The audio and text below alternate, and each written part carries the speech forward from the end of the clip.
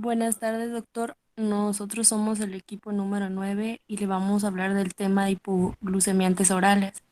Nuestro equipo está conformado por Diana Sadaid Cineros Ramírez, Cristina Aurora Morales Ibarra, Jimena Irimbea Castañeda y Fátima Rodríguez Navarrete. Siguiente. Eh, Antes de iniciar con la definición de los hipoglucemiantes, me gustaría dar una pequeña reseña histórica en donde el descubrimiento de los hipoglucemiantes orales cambió radicalmente el tratamiento de la diabetes mellitus a partir de los estudios de Jean Monicol en 1942, los cuales observaron que la hipoglucemia en un paciente con fiebre tifoidea tratado con sulfonamidas. El primer agente utilizado fue la carbutamina, pero pronto se dejó de emplear por las reacciones adversas sobre la médula ósea. En 1918, las observaciones de Barnabé sobre la acción hipoglucemiante de la guanida favoreció los estudios de Fran en 1932 sobre estos compuestos. Eh, Ahora bien, hablando de la definición, los hipoglucemiantes orales son un conjunto heterogéneo de drogas que se va a caracterizar por producir una disminución de los niveles de glucemia luego de su administración por vía oral, cumpliendo con este propósito a través de mecanismos pancreáticos o extrapancreáticos. Siguiente. Hablando de la clasificación de los hipoglucemiantes, estos se clasifican en 5 familias, que son las sulfanilureas, guanidas, meglitinidas, inhibidores de la alfa-glucosidasa y tiazolidinedionas. Las sulfanilureas se clasifican en dos, de primera y segunda generación. En la primera generación encontraremos clorpropamida, tolbutamida, tolasamida y acetohexamida. En segunda generación vamos a encontrar glibenclamida, glipizida y glemepirida. En las biguanidas encontraremos metformina, penformina y butformina. Meglitinidas serán repaglinidas y menateglinidas. En los inhibidores alfa-glucosidasas habrá acarbosa y miglitol. En los tiazolidinedionas habrá pioglitazona, risiglitazona y troglitazona. La siguiente.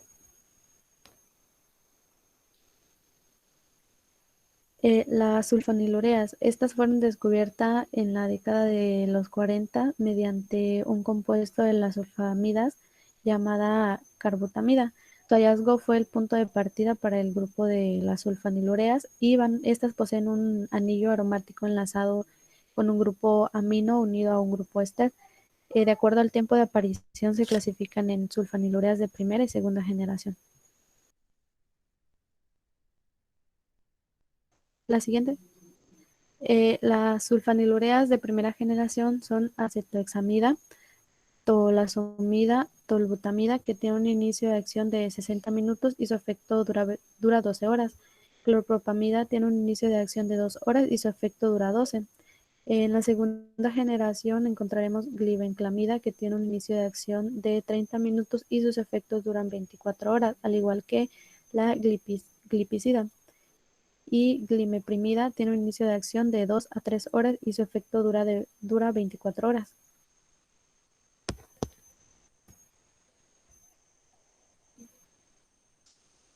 La siguiente. El mecanismo de acción de las sulfonilureas. Comprende efectos pancreáticos y extrapancreáticos.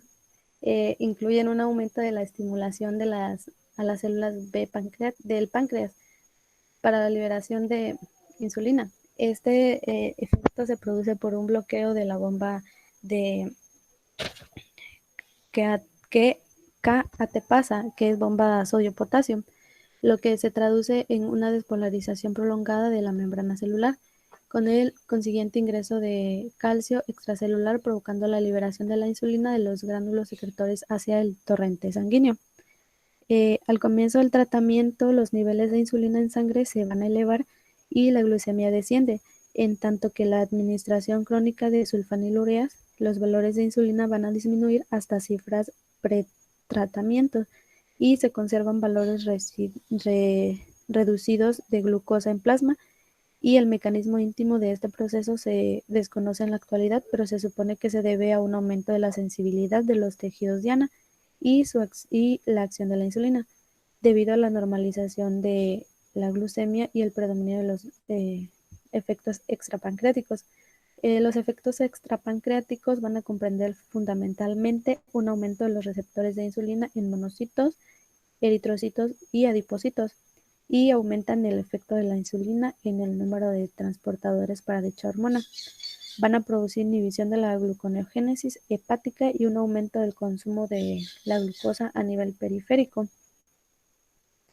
La vía de administración es oral y la absorción de todas, excepto de la glimiperida, se altera con la presencia de alimentos en el tubo digestivo, por lo cual es recomendable para la acción corta. La administración de esta es 30 minutos antes de las comidas. Las sulfanilureas circulan unidas de forma variable a proteínas plasmáticas, principalmente a la albumina, y el metabolismo es fundamentalmente hepático, excepto de la cloropropamida, que se metaboliza escasamente menos de 1%, y la excreción es fundamentalmente renal, excepto de la gliquidona, que se elimina por vía biliar.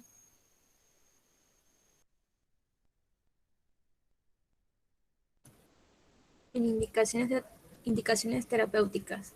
Tratamiento del paciente con diabetes mellitus tipo 2.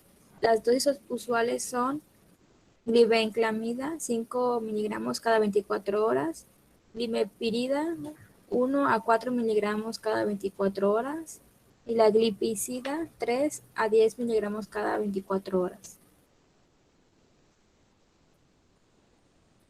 En reacciones adversas tenemos que va a haber hipoglucemia, intoxicación etílica, hiponatremia, ictericia y agranulocitosis.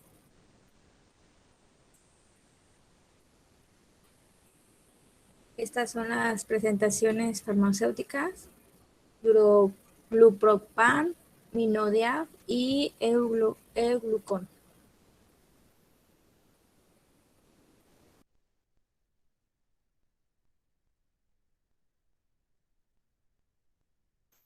Las biguanidas, este fármaco fue el primero en descontinuarse de esto y fue la ferformina, porque causa acidosis láctica. Después se introdujo la metformina.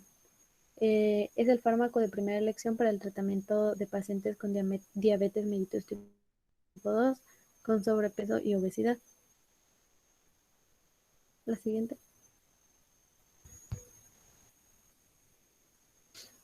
El mecanismo de acción es fundamental en la inhibición de la glucogénesis hepática y el incremento de la glucólisis anaerobia, con el consiguiente elevación de alanina, glicerol y ácido láctico. Otro mecanismo implicado es la disminución de la absorción intestinal de la glucosa, y la metformina se administra por vía oral y se va a absorber en el intestino delgado. Su vida media es de 1.3 a 4.5 horas. Esta se une a las proteínas plasmáticas y se excretan sin cambios por la orina. Las biguanidas son sensibilizadoras a la insulina que disminuyen a la hiperglucemia sin estimular la producción de insulina. Siguiente.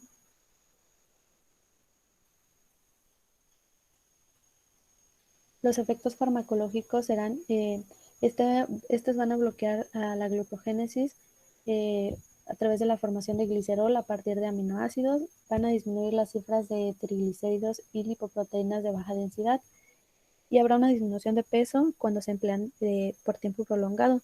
También van a disminuir moderadamente las cifras de tensión arterial en pacientes hipertensos.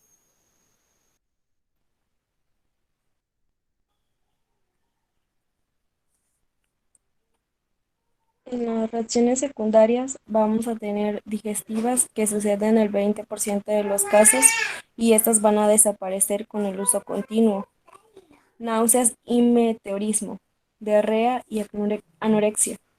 A largo plazo va a ocasionar daño hepático y renal, por lo que se debe evitar en sujetos que padezcan insuficiencia de cualquiera de estos órganos. Siguiente.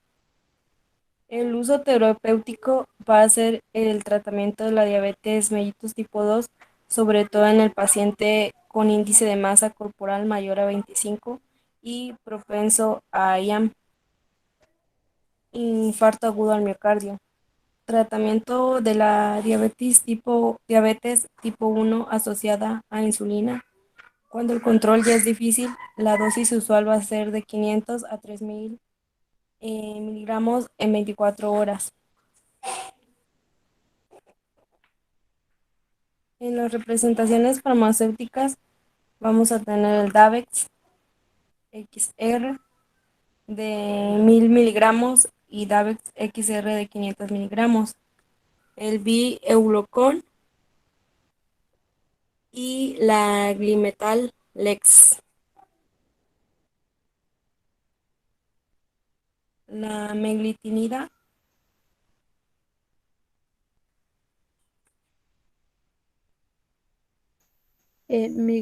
Meglitinidas. El mecanismo de acción de las glinidas o meglitinidas van a estimular la secreción de la insulina durante la primera fase de su liberación por mecanismo similar al de las sulfonilureas. Estas, al unirse y bloquear a los ATP, despolarizando la membrana y favoreciendo la liberación de insulina vía la apertura de canales de calcio y dependientes del voltaje. Las glinidas no inducen una liberación prolongada de insulina, es decir, su tiempo de acción es menor al de las sulfonilureas y la concentración máxima se alcanza alrededor de una hora después de la administración, por lo que debe darse antes de cada comida. Se sabe que su absorción no se ve alterada por la composición de la comida y se postula que la rápida acción de las glínidas va a favorecer a un menor estrés de las células B pancreáticas, lo que va a eliminar la necesidad de una secreción casi constante de insulina y disminuyen también el riesgo de hipoglucemia. Las más utilizadas son repaglinida y nataglinida. La, eficaz de, la eficacia de estas en la regulación del postprandial durante la fase temprana de la secreción de insulina es similar, aunque el efecto de la repaglinida en la disminución de la hemoglobina glucosilada es mayor.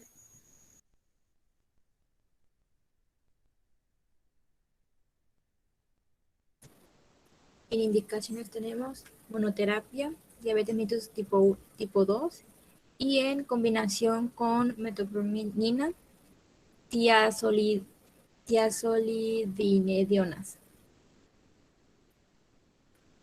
En reacciones secundarias tenemos que haber cefalea, estreñimiento, mareos, hipoglucemia. Las dosis son de sitagliptina 50 miligramos cada 12 o 24 horas y dosis de repaglonida 0.5 a 1 miligramo cada 24 horas.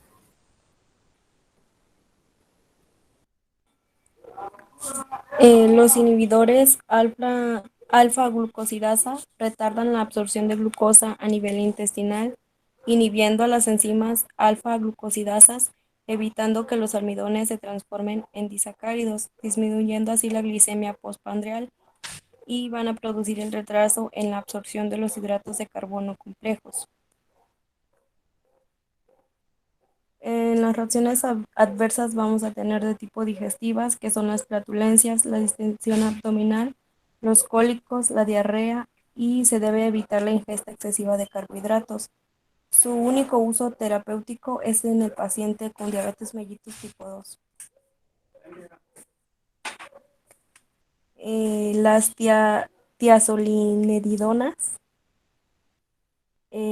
la troglitazona retirada por efectos hepatotóxicos, la avandia y Zapdos.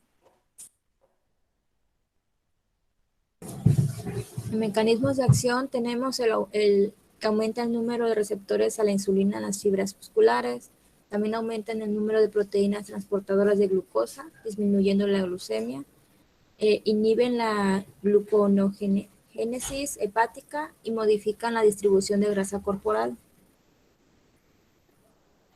En reacciones adversas tenemos que hay edema, que es la retención de líquidos, la anemia, disminución de la eritropoyetina y el aumento de transaminasas sanguíneas.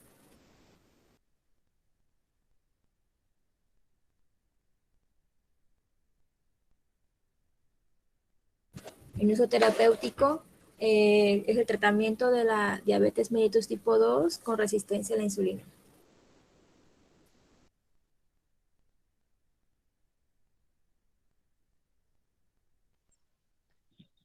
En el algoritmo terapéutico con hipoglucemiantes orales, este es un algoritmo donde se va a emplear en aquellos pacientes a los que se le vaya a dar un tratamiento para la diabetes.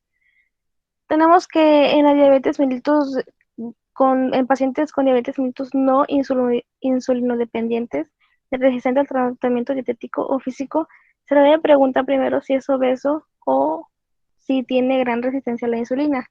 En dado caso de que no, entonces le tenemos que preguntar o tenemos que checar si tiene contraindicaciones para el uso de sulfonilureas.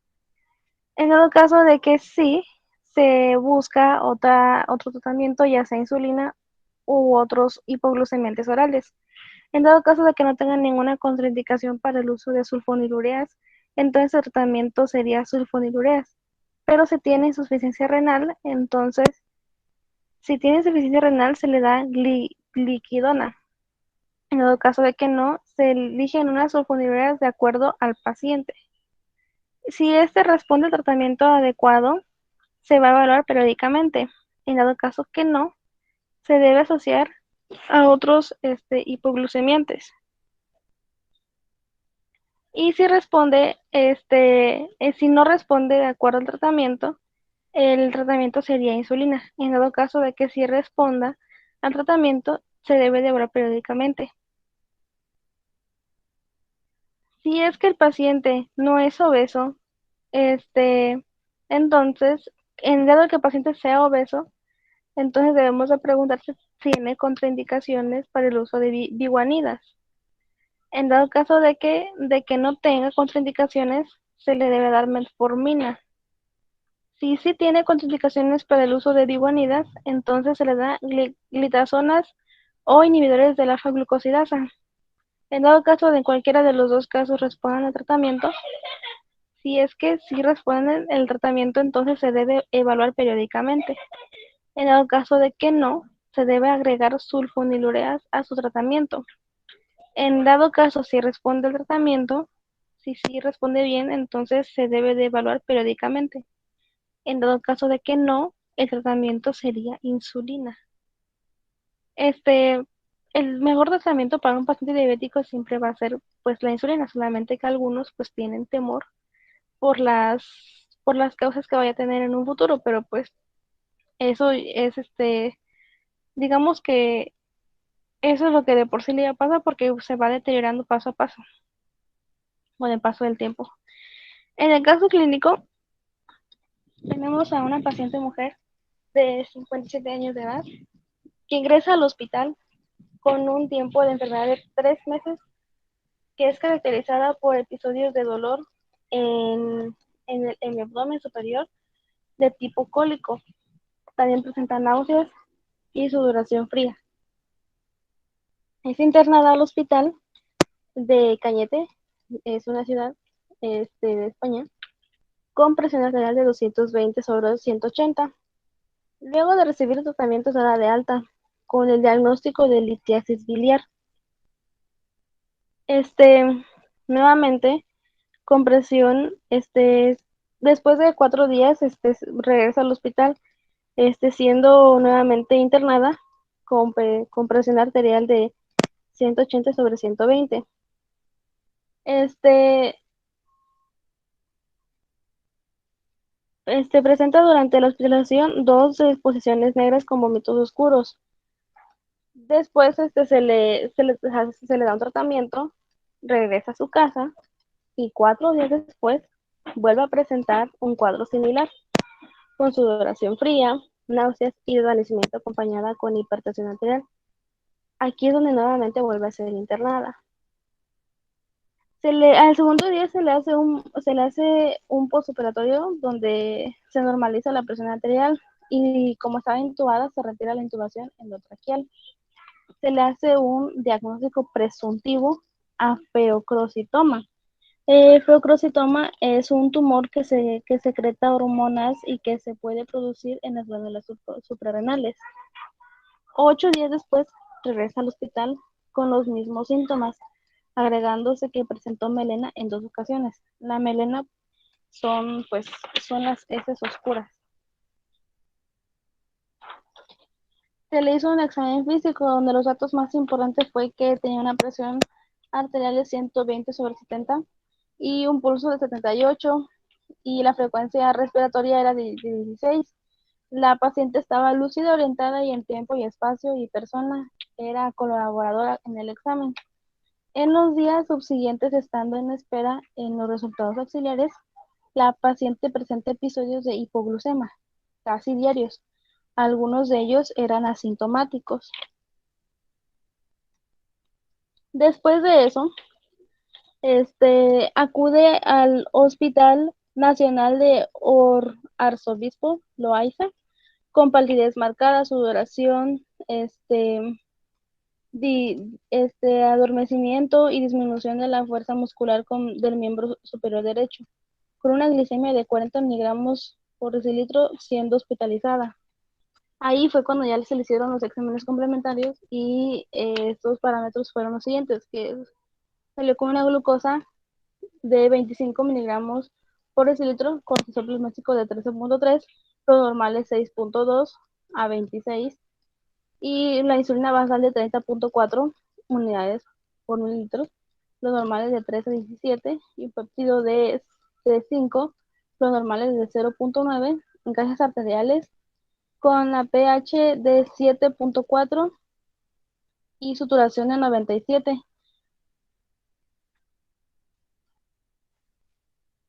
La paciente días después fue sometida a una laparotomía exploratoria en la que no se encontró lesión tumoral en el páncreas, pero por sus antecedentes de crisis hipoglucemiantes se le practicó una resección del 2/3 proximales del páncreas, incluyendo la segunda porción del duodeno. Después de la operación, la paciente desarrolló una infección severa en la herida operatoria, con deterioro progresivo con su estado general y pues lamentablemente falleció en el último momento. El diagnóstico fue que primero se hizo un diagnóstico previo que en la paciente los niveles elevados de péptido C descartan la posibilidad de una causa exógena y afirman la posibilidad de hipersulinismo endógeno, restringiendo el diagnóstico diferencial a tumor productor de insulina. También hay hipoglucemia autoinmune o hipoglucemia facticia por ingesta de sulfonilureas. El diagnóstico final que esta paciente tenía hipoglucemia con hipersulinismo endógeno y los insulinomas son los tumores pancreáticos que con mayor frecuencia generan este cuadro. Pues hasta aquí sería todo, doctor.